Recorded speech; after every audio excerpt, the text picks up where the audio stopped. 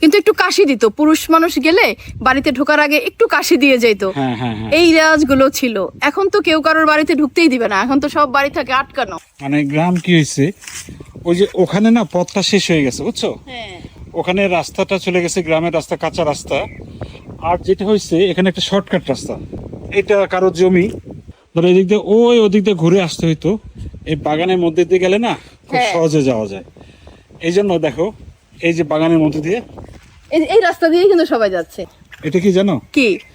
এটাই হচ্ছে গ্রামের অব্যবহৃত, মানে কারো বাড়ি ঘর নাই, হয়তো বাগান, এই অব্যবহৃত জায়গাগুলো হয়তো বাগান হিসেবে ব্যবহৃত, ওইভাবে বলা যাবে না।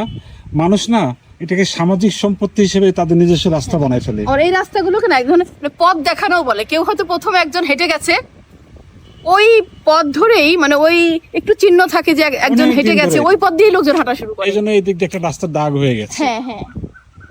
এইটাই কি জানো, এই যে সামাজিক সম্পত্তি হিসেবে, যে বিভিন্ন মানুষের সম্পত্তি যে সামাজিক সম্পত্তি হিসেবে ব্যবহৃত হচ্ছে, এটাও কিন্তু গ্রামের একটা সৌন্দর্য। হ্যাঁ, আমাদের তো এরকম দেখছি, ছোটবেলাতে অত রাস্তাঘাট ছিল না, আমাদের বাড়ির উপর দিয়ে দেখতাম যে অনেকেই যাইতো, কিন্তু একটু কাশি দিত, পুরুষ মানুষ গেলে বাড়িতে ঢোকার আগে একটু কাশি দিয়ে যেত।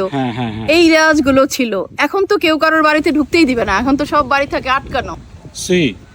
এই যে গ্রামে যেটা হয়েছে, যে ব্যক্তিগত সম্পত্তি সামাজিক সম্পত্তি হিসেবে ব্যবহৃত হচ্ছে আর কি, এটা দেখে তোমার কেমন লাগলো? আমি তো এই ব্যবহার দেখে ভীষণ মুগ্ধ হলাম।